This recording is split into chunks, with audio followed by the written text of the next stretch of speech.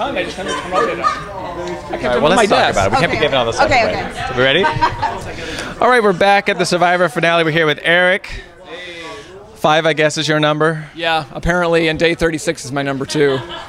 Well, we have to say, first of all, it was completely unexpected. And so we were sitting there in the audience, and I think all of us sat up in our seats. It was very, very an emotional moment. So what were your thoughts? Have you come to terms with it, come to peace? And as much as you can, because there's no closure when something like that happens. I mean, I thought I was playing a really good game, and to just get pulled out of that, nobody voted me out. Up to that point, my strategy that I had was working in a way. So to me, it's just like, what do you do? It's just kind of like, there's nothing to do. well, one thing you do is, for now on, you can just say, you know, I would have won. Because now they know, but no one knows one way or another. I would say something along the lines of that. I mean, I thought my strategy was really good, and it was very under the radar just because there's all these other huge egos and personalities, both fighting for the camera and fighting each other, that I just kind of let them shoot at each other and sneak through. Right. That was basically my plan. And it's an under the radar, no really big moves, but it gets you really far. Right. Yeah, I just wanted to make sure you're feeling better now. Yeah. Okay, because I was really worried about you. I've seen that look before. I found Boston Rob in the woods. He had very similar body stuff. out. Yeah, and it's a scary thing. Yeah. It makes the game very real.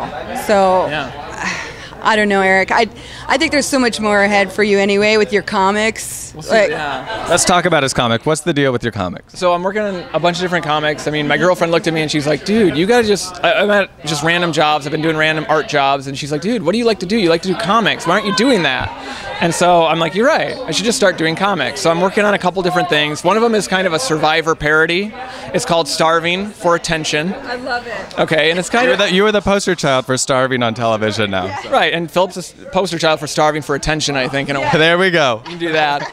But it's kind of a parody of Survivor, and it shows kind of the over-the-top personality types that are on the show. It's hosted by a guy named Jiffy Pop, which you can read into that who that is. But I'm working on that and a couple other different comic books as well. Where can people find these when they become available? You can find them online. I'm starting to put them on erikreichenbachcomics.com, and I'm going to have a couple on Amazon as well. Okay. Yeah. Well, fantastic. You know, we were so worried about it. We were about to go use some coconut water. We saw you on the tree screaming for food, and it's crazy that this season compared to a lot of the seasons lately anyways, it seems like hunger really came into play. Like, you guys all looked really, really thin, where other seasons it doesn't seem to be as crazy. So just, can you explain to our audience what really is it like to just go with zero food and have to do those physical challenges and have your wits about you? Well, one of the biggest things this season, when I played in Micronesia before, it was the first time we were at that location. There wasn't a back-to-back season. Like the Philippines and this season were filmed at the same basic location, but back-to-back. Right. When we were in Palau, hundreds of coconuts, millions of coconuts, tons of food, tons of food. This time, back-to-back, you're on the same beach as last season. We depleted our coconuts almost immediately. Andrea had this thing where she wanted to eat rice late at night, and people were always like, yeah, let's eat rice at night, because how do you say no to food? We ran out of food like over and over and over again because we wanted to have night rice. And it was funny, and people were like, yeah, let's do it. But we ran out of rice over and over again, and we were just... It didn't help that it was dumped out either at one part. That doesn't help either. You know what? That would actually explain why that was such a traumatic thing to have to deal with. Yeah. If you were that hungry and then you're watching the last of your food hit the ground. Right. But you know, we don't even talk about such things, do we? No, except when Erik's involved because he needed some rice. Yeah. He was hungry, and Andrea with her night rice.